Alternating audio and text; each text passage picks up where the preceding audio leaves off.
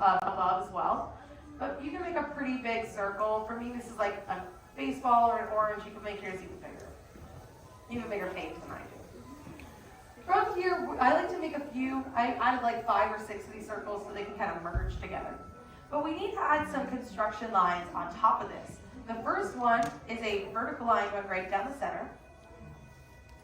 And the next one is going to be a horizontal line about 1/3 from the top. Now these lines are going to help us find his facial features, but we first need to fix his head shape. By going down, we're going to start with his nose. I'm going to go a little bit below the horizontal line, and I'm going to add a rainbow. It's going to go from one side of the circle to the other. Just going right below that line there. We're then going to add a U right below this, and this is going to follow the shape of the circle, just going down and back up to that nose. These 2 features that we're adding here, we want these to be a permanent part of our drawing, so we're going to go back and we're going to lock these 2 lines in. And if you've never been here before, locking in just means I'm pushing down on my pencil and I'm making these lines dark and permanent. As I do this, you're going to notice that all the light lines will start to fade into the background, and that's our goal. So if you weren't a big fan of your previous lines, that's perfectly okay, because they're going to disappear behind the dark ones. If you look at my drawing at the moment, all of the like circle is starting to disappear behind the details of the nose. We're then going to go down and we're going to start to lift up his smile, and we are going to give him a smile. If you haven't seen Toy Story, close your ears, spoilers ahead, but he is a villain, right? We're talking about it because he's a villain class. Even though he wasn't known to be the villain in the very beginning of the movie, he was kind of like one of those surprise villains. So we are going to give him a smile to give him that more friendly look. We're going to go to the bottom of the circle, and I'm going to lift up this big U, going slightly above the circle itself. We're going to lock this in as well, and to open up his smile, we're going to add another U underneath. The goal here is to give him what we call a laughing smile, which means that his mouth is going to be wide open, putting him in this like consistent state of joy, so he's looking extra happy. We're going to go from there, and we're going to bring down this U, and we're just going to see his tongue on the inside. He doesn't need any teeth. He doesn't need to eat because he's joy. So we're just going to add that tongue, which apparently he does need, even though, again, he doesn't need anything. But I guess he needs it to talk, maybe. But I'm going to add a rainbow here at the bottom. See that tongue? Now, Lotso himself, you'll notice that we have a lot of really big round shapes here, and that's because of the friendly like aspect of his character. Because for a long point in this movie, we had no idea he was like the evil mastermind that he is. So he came off as very friendly. They didn't want the audience to guess it before they revealed it. So for that reason, they kept him really round, really plushy. Typically, if they want you to know who the villain is, they make them very pointy. So if you look at Maleficent, you know, she's like the pointiest character of all time, but you're not supposed to trust her because she will curse your baby. So that's just how it is. For Lotso, they want him to be really trustworthy up until the reveal, so they keep him really round, you know, because he's a teddy bear, very soft. I am going to connect his mouth to his nose by adding a straight line going right down the center. And we're going to now build up his chin. This is going to be a really rounded box. So I'm going to go from the side of the little box here, and we're going to add a big curve. Big C curve, or like parentheses. When you get below his mouth, we're going to add a flattened U to really like curve that out. And we're going to go around locking that in as well. It should look like a really rounded box. Kind of looks like a Funko Pop head shape there. If we have anybody that like collects Funko Pops, I don't recommend it. I have way too many. But from there, we're then going to move up toward the top half of his face. Now, even though Lotso here is a bear, he's like a special like thing about him. He smells like something. What does he smell like? Strawberries. Strawberries, exactly. So how could he be the villain when he smells like strawberries, right? I get it. But I will say in the very beginning, instead of smelling like strawberries, he was supposed to be a very specific teddy bear brand. They actually really wanted him to be a Care Bear.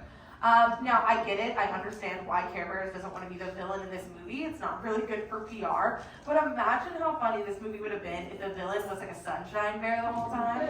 I just think it would have been really funny. But again, I get it. But even though they weren't able to get the rights to Care Bear, they decided to get the rights to a different toy franchise for this movie. We got the rights to Barbie. Just for this movie, we kind of borrowed them, but so we actually did get to see Barbie in this movie.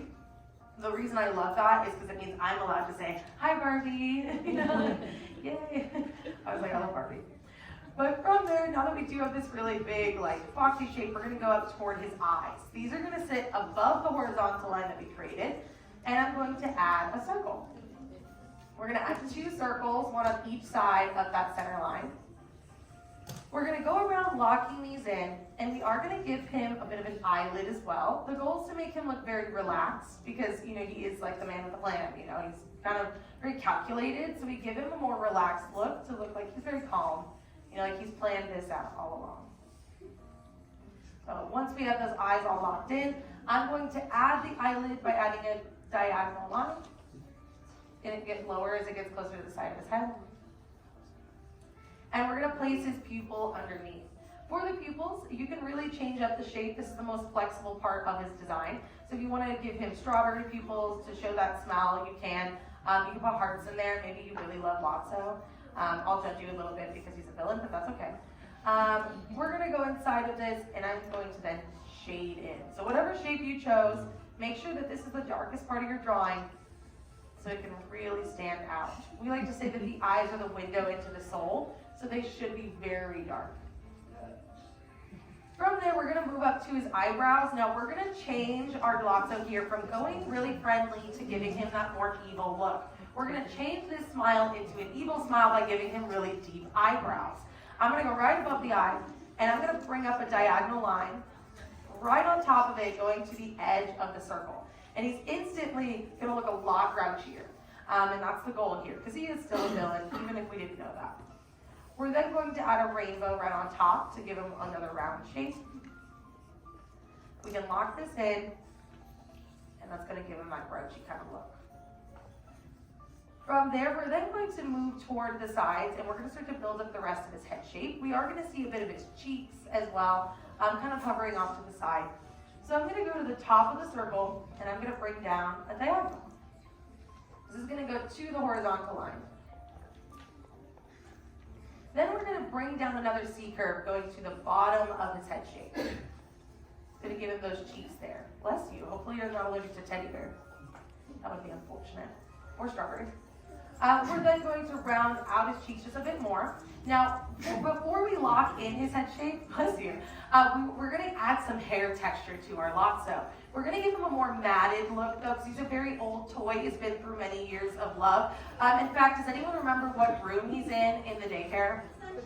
The sunshine room, yeah, it's for kindergarten. So there's 2 different rooms, and he is, he's part of his kindergarten place. Wow, my whole page left my thing.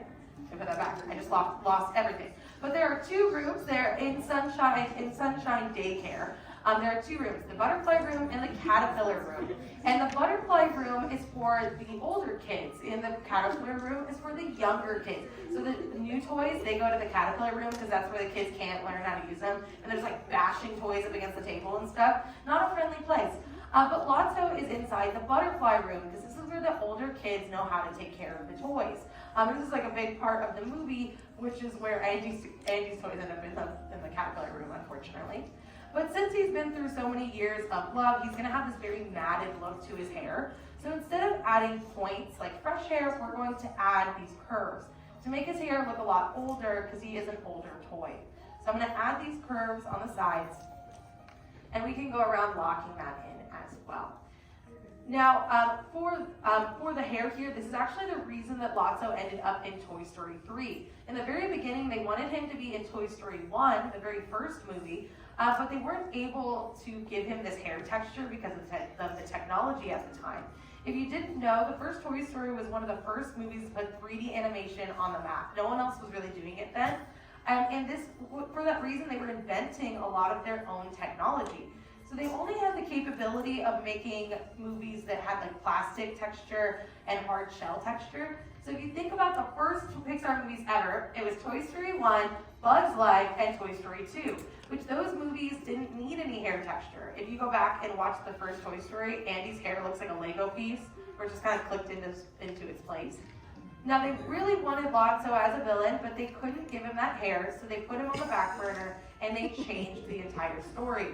He kind of stayed off to the side until they were creating Toy Story 3 because they had that technology.